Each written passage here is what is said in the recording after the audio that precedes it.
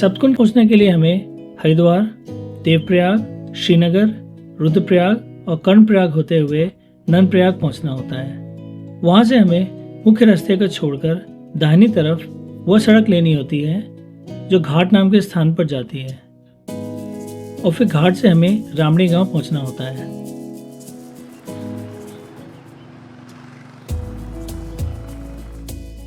नंदप्रयाग से घाट लगभग 20 किलोमीटर की दूरी पर है। वहां चूंकि सड़क के कटिंग का काम चल रहा था, सड़क की स्थिति बिल्कुल अच्छी नहीं थी।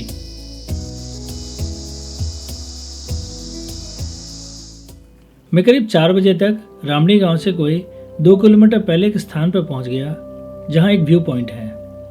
पीछे से देवेंद्र ने कॉल करके मुझे वहां ही रुकने को बोला था। वो आज सुबह ही बद्रीनाथ से चला था और मुझसे थोड़ा ही पीछे था, इसलिए मैं वहां रुककर उसका इंतजार करने लगा। देवेंद्र को वहां पहुंचने में कोई 1 घंटा लग गया।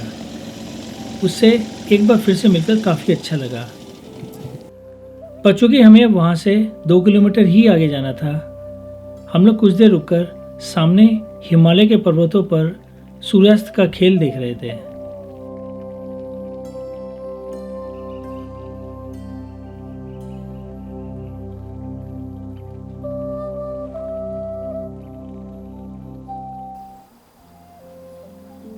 अगले दिन सुबह मैंने अपने होमस्टे से उस गांव को पहली बार रोशनी में ढंग से देखा। पिछली रात हमें गांव पहुंचते पहुंचते अंधेरा हो चुका था। ऐसा इसलिए क्योंकि हम लोग सूर्यास्त का दृश्य काफ़ी देर तक देखते रहे थे। अब सूरज की रोशनी में उस गांव के आसपास की खूबसूरती ढंग से नजर आ रही थी।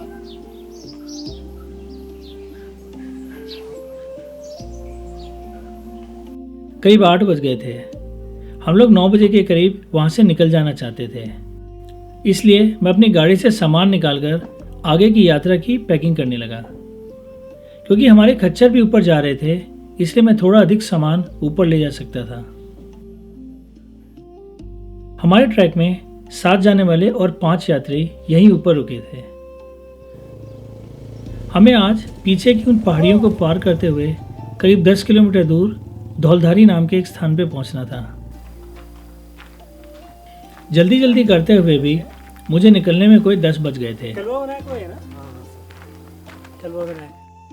चढ़ाई चालू करने के स्थान पर ही बाईं तरफ एक शिव मंदिर है। परंपरा है कि यात्रा चालू करने से पहले उस मंदिर में जाकर महादेव का आशीर्वाद ले लिया जाए। तो मैं परंपरा कैसे तोड़ सकता था, इसलिए मैं भी आशीर्वाद लेने वहां आ गया।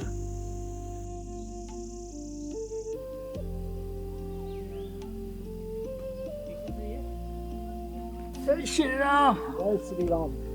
हनुमान जी का मंदिर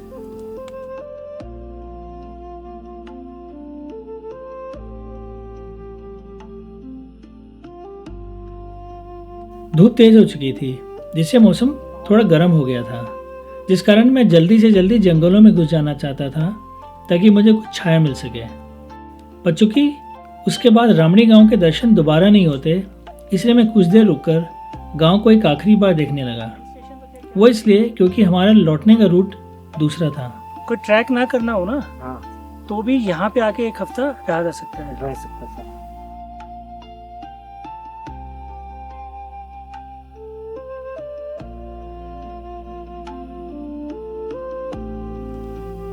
हेलो। हम सभी यात्री 3 हिस्सों में बंट गए थे। मैं और राजेंद्र एक साथ थे।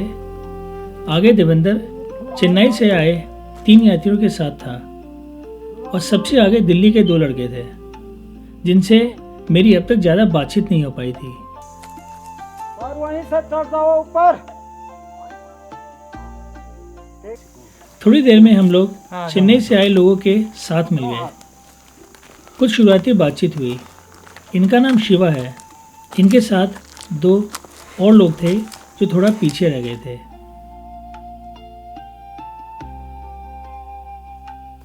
थोड़ी देर बाद वह तीनों मुझे मिल गए। एक गोकुल है जो कि एक तजुर्बेकार ट्रैकर है। शिवा के साथ उनकी धर्मपत्नी राधिका थी। शिवा और राधिका हिमालय में पहली बार ट्रैक करने आए थे। गोकुल राधिका का भाई है। अब हम लोग बातचीत करते हुए साथ साथ चलने लगे।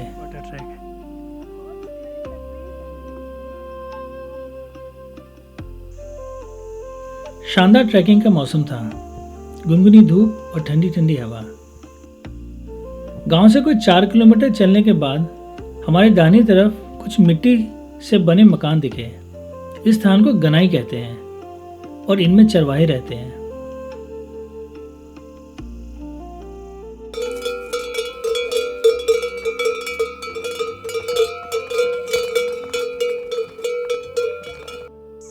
थोड़ा ही आगे बढ़े थे कि दाहिनी तरफ हमें बर्फीली चोटियां दिखने लगी। बाईं तरफ रोंटी, बीच में नंदा घुंटी और दाहिनी तरफ त्रिशूल 1 और 2 नजर आ रहे थे। सप्तकुंड के सारे कुंड नंदा घुंटी पर्वत के ठीक बेस पर हैं।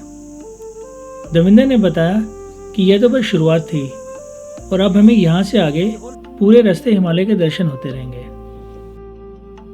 कुछ देर उन पर्वतीय नज़ारों को देखने के बाद हम लोग आगे बढ़ गए।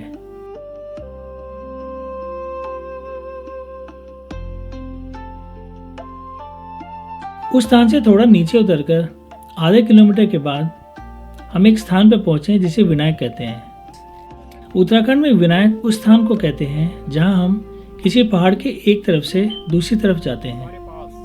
और क्या जगह थी वो! उस स्थान पर पहुंचते ही अब हमें दूसरी तरफ हिमालय के बर्फ से लदे अनगिनत शिखर दिखने लगे थे।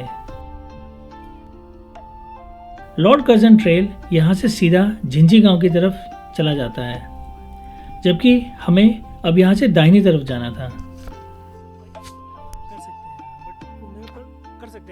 वहाँ से हमें कोई 2.5 से 3 किलोमीटर के करीब और आगे जाना था। शुरू में रास्ता नीचे की तरफ था, इसलिए हमें चलने में दिक्कत नहीं हो रही थी और हम लोग तेजी से आगे बढ़ते जा रहे थे।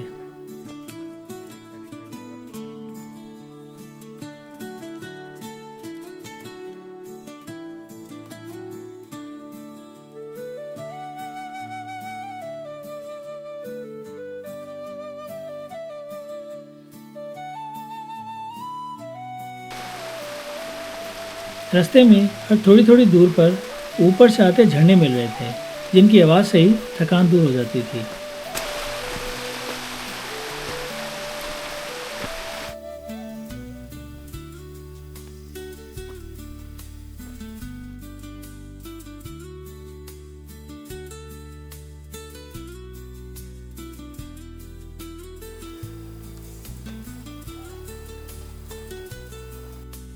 हम लोग करीब 6 बजे अपने टेंट के पास पहुंच गए।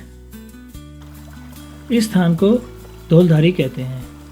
इस जगह की ऊंचाई लगभग 3200 मीटर है। लास्ट वाला है सिंगल लोग आप सिंगल लास्ट वाला।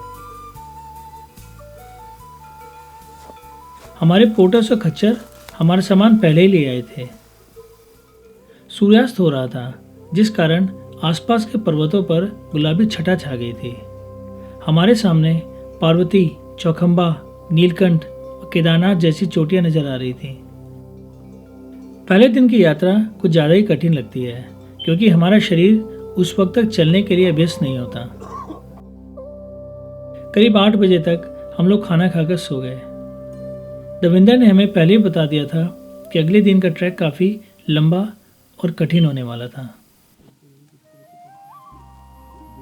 अगले दिन की शुरुआत साफ मौसम के साथ हुई।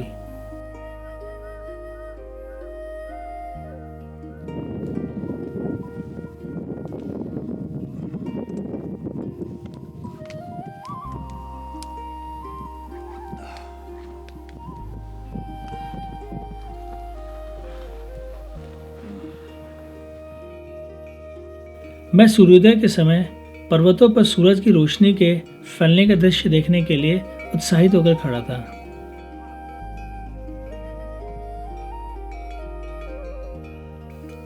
वहां पर सिर्फ जियो का ही मोबाइल सिग्नल आ रहा था। करीब 7 बजे हम लोग आगे चलने के लिए तैयार हो गए।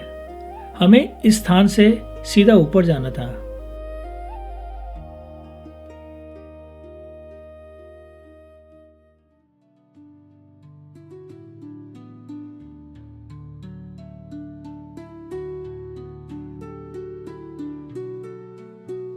गोकुल सबसे आगे चल रहा था और उसके बाद शिवा और राधिका थे। चूंकि वह दोनों धीरे धीरे चल रहे थे, कोई 10-15 मिनट में ही मैं और राजेंद्र उनसे आगे निकल गए। मुझे आगे के रास्ते को देखने की उत्सुकता थी, इस कारण मैं तेजी से आगे बढ़ा जा रहा था।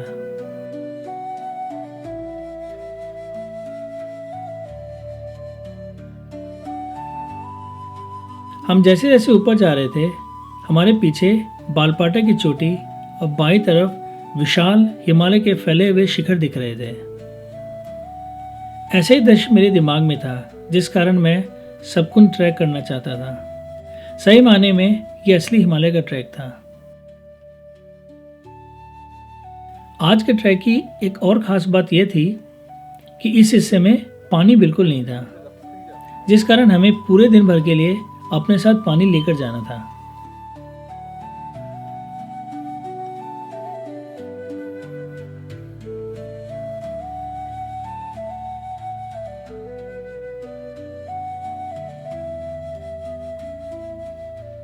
करीब 60 से 65 डिग्री के एंगल की चढ़ाई पर हम लोग आगे चलते रहे और लगभग 1 घंटे के बाद एक ऊंचे पॉइंट पर पहुंचे, जिसका नाम राजेंद्र ने मुझे घ्यू थपानी धार बताया।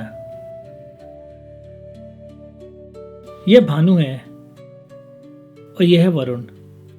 भानु ने हिमालय में कई मुश्किल ट्रैक्स कर रखे थे, इसलिए उसके लिए यह ट्रैक कुछ खास मुश्किल नहीं था, पर वरुण का यह पहला हिमालय में ट्रैक था। हालांकि उसने आने से पहले थोड़ी तैयारी कर ली थी, पर फिर भी तैयारी तो तैयारी होती है और ट्रैक ट्रैक ही होता है। ऐसे स्थान पर 10 मिनट समय बिताना तो बनता ही था।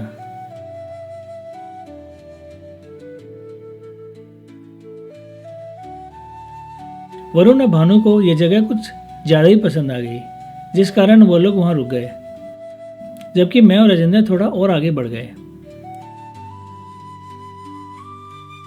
थोड़ा आगे बढ़कर हम लोग उस धार के दूसरी तरफ चले आए, जिधर से हमें रूपकुंड ट्रैक के कुछ हिस्से दिखने लगे। अली बुग्याल भी वहां से साफ साफ नजर आ रहा था। यह अली बुग्याल है, यह बेदनी बुग्याल का इलाका है और यह पथार नचानी। उस स्थान से हमने दूर दूर के इलाकों को पहचानने की कोशिश की। वहाँ जब जंगलों से चढ़ गए ना, ठीक है, ऊपर चढ़ ऊपर अली बुग्याल पहुँचते हो। अच्छा वाली फिर वहाँ से ना बेदनी से होते हुए नीचे नीचे रिच शेप इधर आते हो। तो बेदनी किधर है? बेदनी इस तरफ है। अच्छा उधर।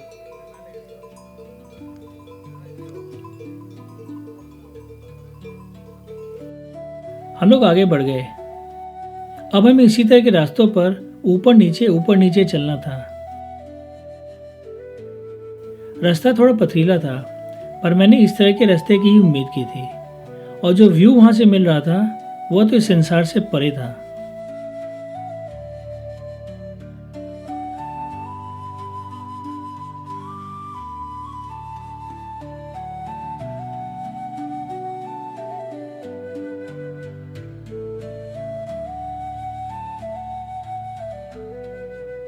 इस इलाके को सीखधार कहते हैं, जो कि वहां से नीचे किसी गांव के नाम पर रखा गया है।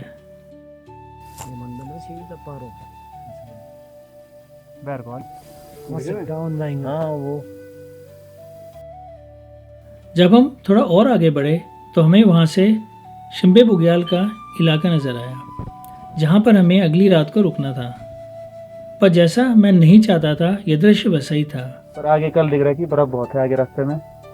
हो सकता है कल मतलब फीट भर से ऊपर बर्फ हो, तो रास्ते में दिक्कत हो सकती है। खैर, हमने सोचा अब आगे चलकर ही देखेंगे, पर यह तो पक्का हो गया था कि अगले दिन की चढ़ाई हमें बर्फ के बीच से ही करनी थी।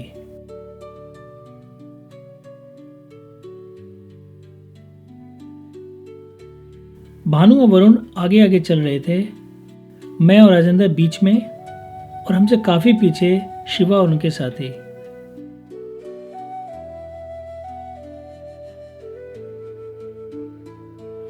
दूसरी तरफ पहुंचे तो हमें रूपकुंड का पूरा रूट नजर आने लगा। हालांकि बादल आ गए थे, पर फिर भी मैं वहां से रूपकुंड के रूट को पहचान सकता था। यह पथार नचानी, यह केलिवा विनायक और यह बगुआ वासा, यहाँ कहीं पर रूपकुंड है। आज का पड़ाव हमारा पत्थर कुदी में लगेगा। कल के लिए थोड़ा चढ़ाई है, उसके बाद सीधे मारखोली होते हुए, सूर्यगढ़ होते हुए, सत्यविनायक होते हुए सिम्बई पहुंचेंगे कल। अब हमें वहां से सिर्फ नीचे उतरना था, इसलिए हमारी गति थोड़ी तेज हो गई थी।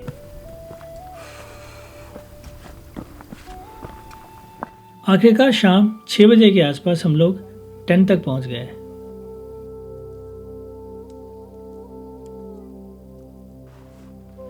इस स्थान को पथाड़कुड़ी कहते हैं।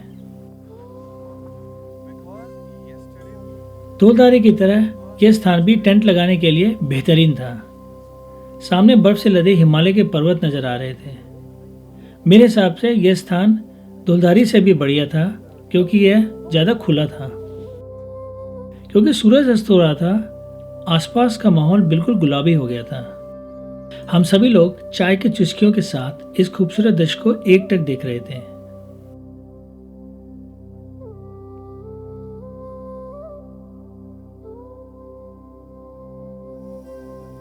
हम लोग खा पी कर 8 बजे तक सो गए, क्योंकि हमें अगले दिन बर्फीले रास्तों में कठिन चढ़ाई करनी थी। अगले दिन सुबह उम्मीद के मुताबिक मौसम साफ मिला।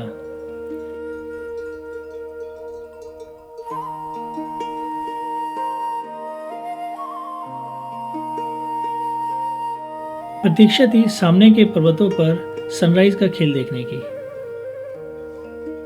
रात को ठंड काफी हो गई थी, जिस कारण हर जगह फ्रॉस्ट जम गई थी।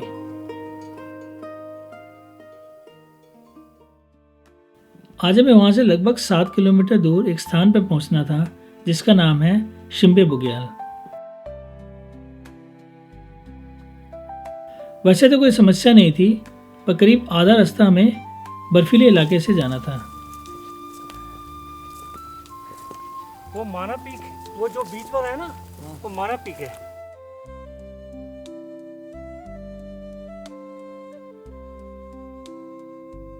ट्रैक के लिए एक शानदार मौसम था। काफी मजा आ रहा था चलने में। आज हम सभी लोग साथ साथ ही चल रहे थे।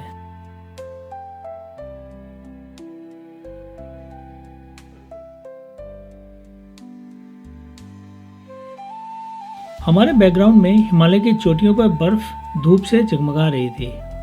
जहां मौका मिलता था, मैं खड़ा होकर उन्हें देखता रहता था, और भानु भी यही करता था। स्नो लेपर्ड दिखाओगे आज? होगा तो दिखाएंगे, होगा तो दिखाएंगे सर। मजा आ जाएगा अगर मिल गया तो। एक भी फोटो आ गई ना मेरे पास सारे।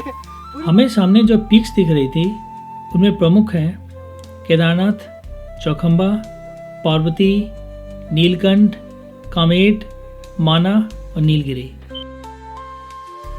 और हम जिस तरफ बढ़ रहे थे, उधर नंदा गुंटी और रोंटी की चोटियां तो थी ही। रोंटी के बगल में जो बर्फीला पर्वत था, वो मेरे ख्याल से बुग्याल कोटी था, पर मैं ये पक्के तरीके से नहीं कह सकता।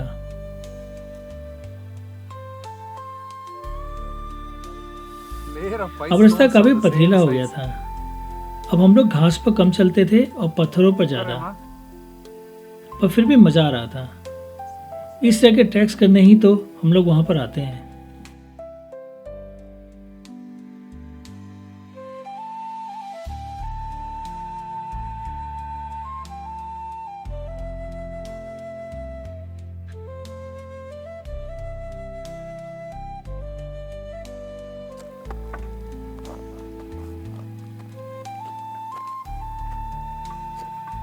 अब चढ़ाई काफी बढ़ गई थी, और उस पर भी हमें सिर्फ पत्थरों पर चलना था, और फिर ऑक्सीजन की कमी तो हो ही गई थी, जिस कारण अब हम लोग काफी धीरे धीरे आगे बढ़ रहे थे।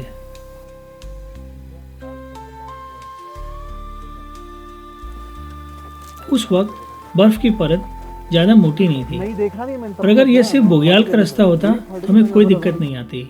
समस्या थी कि वहां पर छोटे बड़े बहुत पत्थर थे, जो कि बर्फ से ढक गए थे। घास पर चलते हुए भी हम कई बार गलती से पैर पत्थर पर रख देते थे, जो कि हमारे वजन से हिल जाता था, जिससे हमारा संतुलन बिगड़ जाता था। बहुत ही बढ़िया पहला ट्रैक। हाँ, अमेजिंग। 4000 मीटर आप सब लोगों का साथ है। चंदन शिवा, जिन्हें ट्रैक में एक्साइटमेंट और थ्रिल चाहिए था, वो उन्हें भर भर कर मिल रहा था, जिसकी प्रसन्नता उनके चेहरे पर साफ झलक रही थी।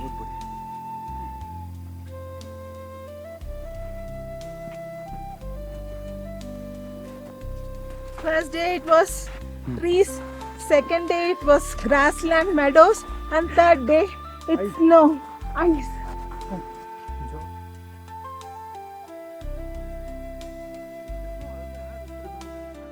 अब हम लोग ऐसे स्थान पर आ गए थे जहाँ बुग्याल करीब करीब खत्म हो गए थे और हम सिर्फ बड़े बड़े पत्थरों के बीच से जा रहे थे।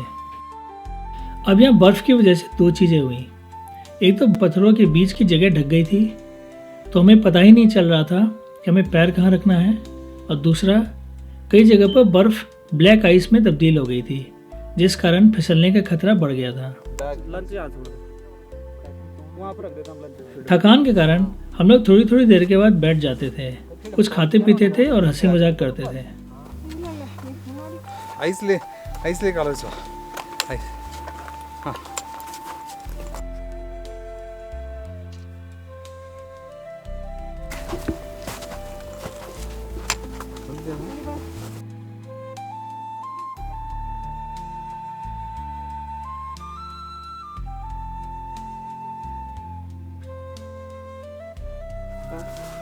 दोपहर हो जाने के कारण अब मौसम कुछ खराब होने लगा था। काले काले बादल आने लगे थे, पर्वत छट भी जाते थे। इस तरह के मौसम में दोपहर में कभी कभी कुछ देर के लिए बर्फ़ पड़ जाती है, और हम उम्मीद कर रहे थे कि आज ऐसा ना हो। आखिरकार 3 बजे के आसपास हम लोग दूसरी तरफ आ गए। यहाँ से आगे अब सूखा रास्ता था और थोड़ी चढ़ाई थी। सबने अपने क्रैम्पॉन्स निकाल दिए क्योंकि अब हमें सूखे रास्ते पर ही चलना था, पर मैंने नहीं निकाला।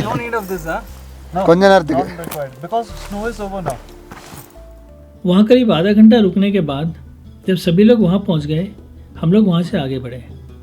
शिम्बे बुग्याल पहुँचने के लिए हमें वहाँ से कोई 300 मीटर की चढ़ाई करनी थी।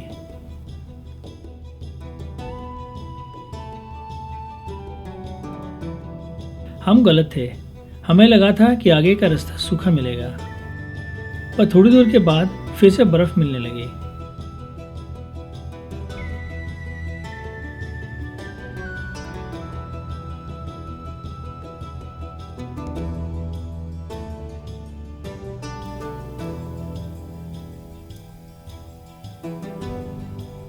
हम लोग आराम आराम से आगे बढ़ते रहे। एक आखिरी चढ़ाई करके हम लोग ऊपर शक्ति विनायक मंदिर के पास पहुंचे, जहां से हमें उस रिज के दूसरी तरफ का दृश्य दिखा।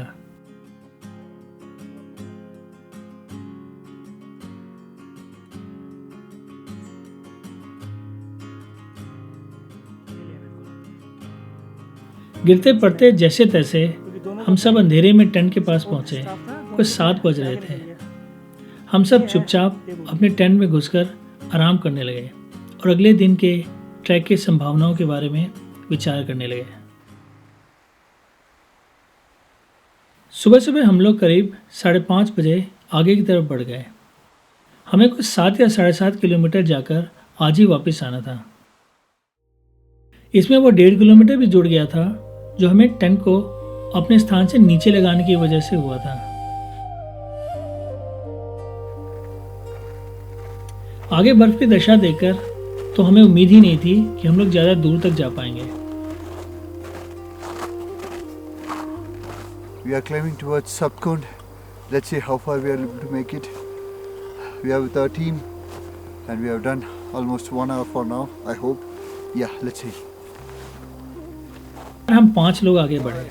गोकुल, मैं, राजेंद्र, संदीप और पवन।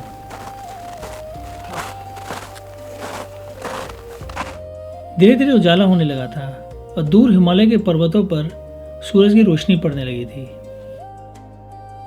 जुनार मतलब होता है राक्षस, कुछ ऐसे होता है कि मतलब बहुत टफ है कि मतलब, इसलिए उसका नाम जुनार गली रखा है उन्होंने। गढ़वाली में जुनार का अर्थ होता है यमराज। चूँकि यह रास्ता इतना खतरनाक है, इसे यमराज का या फिर मौत का रास्ता कहा जाता है। जुना गली का रास्ता कोई 1 किलोमीटर लंबा है, जो काफ़ी टेढ़ा मेढ़ा है और कुछ कुछ हिस्सों में चढ़ाई काफ़ी अधिक है। ये सारा इलाका ही जुना गली कहलाता है।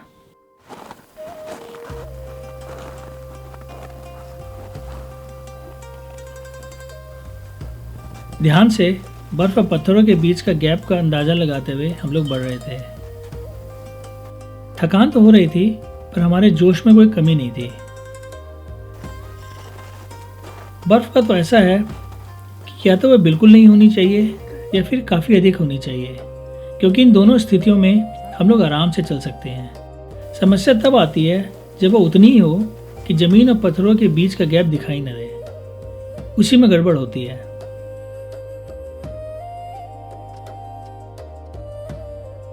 ऑक्सीजन की कमी के कारण सांस तो फूल ही रही थी, ऊपर से बर्फ में चलने की वजह से थकान भी काफ़ी ज़्यादा हो रही थी।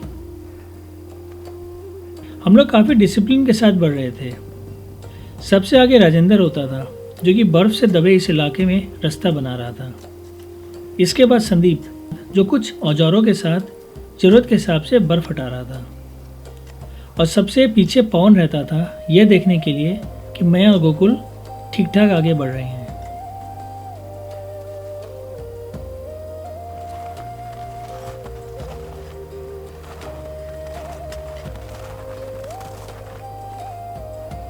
को 1 घंटे में हमने इस हिस्से को पार कर लिया। यह निशान हमें हैरान कर रहे थे, क्योंकि इस इलाके में हफ्तों तक कोई और टीम नहीं आई थी, तो हमारा मानना था कि यह निशान स्नो लेपर्ड के थे।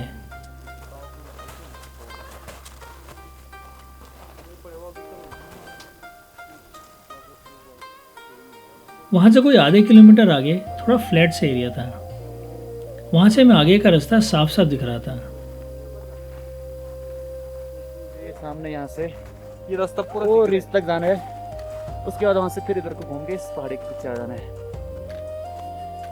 तो मुश्किल से 1 किलोमीटर का रास्ता बचा है बस अब। तो संदीप के हिसाब से हमें वहाँ से कोई 1 किलोमीटर ही आगे जाना था। हालांकि मैं जानता था कि वो यह बात हमारी हिम्मत को बढ़ाने के लिए कह रहा था, इसलिए हमने रास्ता कोई 2 या 2.5 किलोमीटर माना। इधर जाना है ना यहाँ से। वो जो पाथ है, एटलीस्ट पाथ डिफाइंड है यार यहाँ से आगे। क्यों सर? पूरा ही पार्ट डिफाइंड है वैसे नीचे से। ये तो बड़ा डिफाइंड है सर, घुटने छिल गए यार। समस्या दूरी की नहीं थी, समस्या थी बर्फ में चलने की।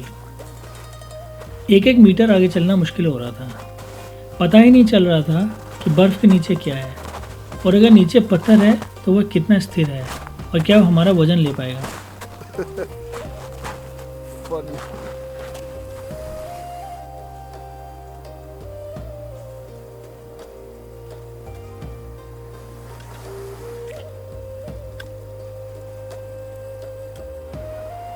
ऐसी स्थिति में पानी के बगल में काफ़ी ठोस बर्फ रहती है, ब्लैक आइस।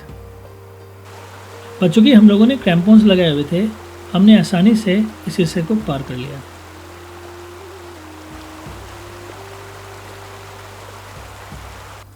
संभल कर हम लोग आगे बढ़ रहे थे, क्योंकि हम जानते थे कि एक गलती और हम लोग फिसलते हुए नीचे जा सकते थे।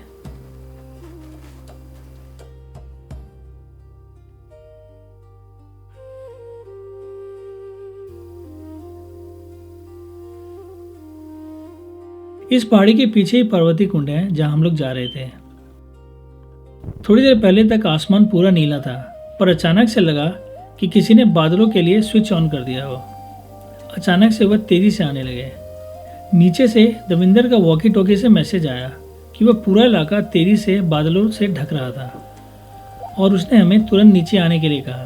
पर हम तो अब झील के इतने करीब आ गए थे कि उसे देखकर ही नीचे जाना चाहते थे, चाहे जो हो। आगे कहीं कहीं तो बर्फ इतनी ज़्यादा थी कि 1-1 मीटर आगे बढ़ना भी भारी पड़ रहा था। हम संदीप और पवन भी बर्फ से परेशान होने लगे थे। हमें कोई 1 घंटा और लगा और हम लोग 1:30 बजे के आसपास पार्वती कुंड पहुंच गए। वहां तक पहुंच जाने की बेहद खुशी थी। आज सुबह सोचा नहीं था कि ऐसा संभव हो पाएगा।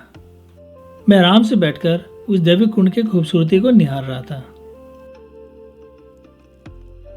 गोकुल, जो मुझसे पहले पहुंच गया था, वह झील को देखने थोड़ा आगे निकल गया था। आगे एक छोटा सा मंदिर था। राजेंद्र वहां पूजा करने चला गया, और पवन और संदीप उस पहाड़ी के पीछे एक और मंदिर में पूजा करने चले गए। कुंड वगैरह तो स्टार्ट हो गए हैं, हाँ सर। पर मौसम अब खराब हो रहा है, और आने में इतना टाइम लग गया। इतनी ज़्यादा, किसी किसी जगह 3-3, 4-4 फीट बर्फ़ थी। मेरे थाई तक हम लोग उसके अंदर चले जा रहे थे, और मौसम ख़राब होते देखकर अब सेफ नहीं है यहाँ पे रहना। तो गाइड वगैरह भी कह रहे हैं कि we should just go back. थोड़ी देर बाद मैं भी आसपास कुंड का चक्कर लगाने लगा, पर बर्फ़ इतनी ज़्यादा थी कि चलने में दिक्कत हो रही थी, इसलिए मैं एक ही स्थान पर खड़ा होकर आसपास के दृश्य को देखने लगा।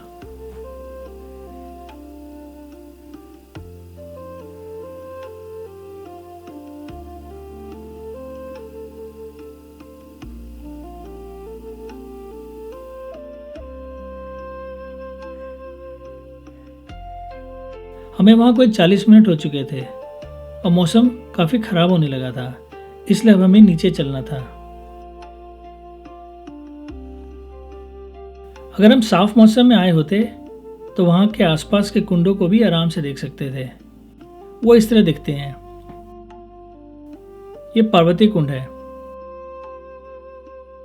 यह गणेश कुंड है, ये नारद कुंड, शिव कुंड, भैरव कुंड, शक्ति कुंड, नंदी कुंड।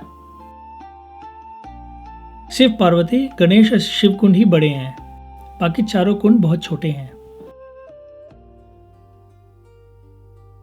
संदीप और पवन गए तो थे यह कह के कि वहां से कोई 200 मीटर ही आगे जाना है, पर उन्हें काफी देर हो रही थी। उन्होंने वॉकी टॉकी से हमें नीचे की तरफ बढ़ने को कहा। हम रास्ते में कहीं रुके नहीं, क्योंकि देवेंद्र नीचे से लगातार खराब होते मौसम की सूचना दे रहा था और जल्दी से जल्दी जूना गली के इलाके को पार करने को कह रहा था।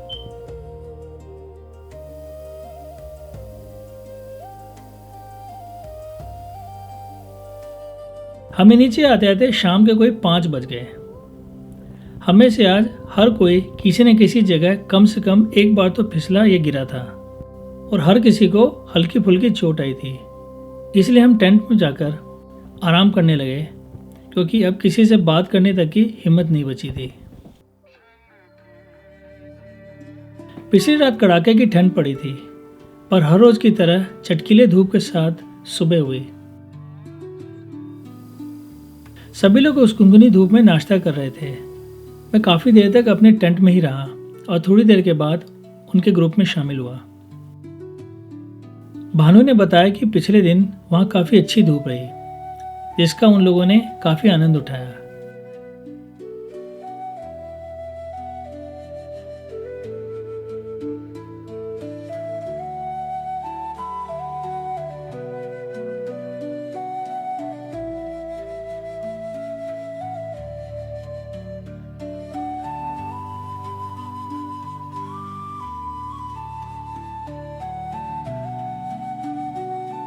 हम लोग कोई 8 बजे के करीब आगे के लिए बढ़ चले।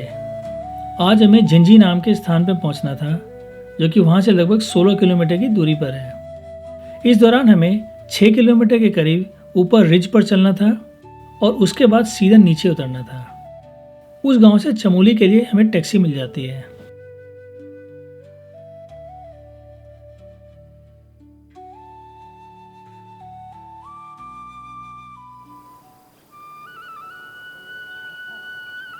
हम लोग करीब 5 बजे तक झिंझी गांव पहुंच गए। शिवा, गोकुल और राधिका उस रात वहां पर ही रुक गए, जबकि मैं, भानु और वरुण एक प्राइवेट टैक्सी से उसी रात चमोली की तरफ निकल गए, क्योंकि हमें अगले दिन तक दिल्ली पहुंचना था।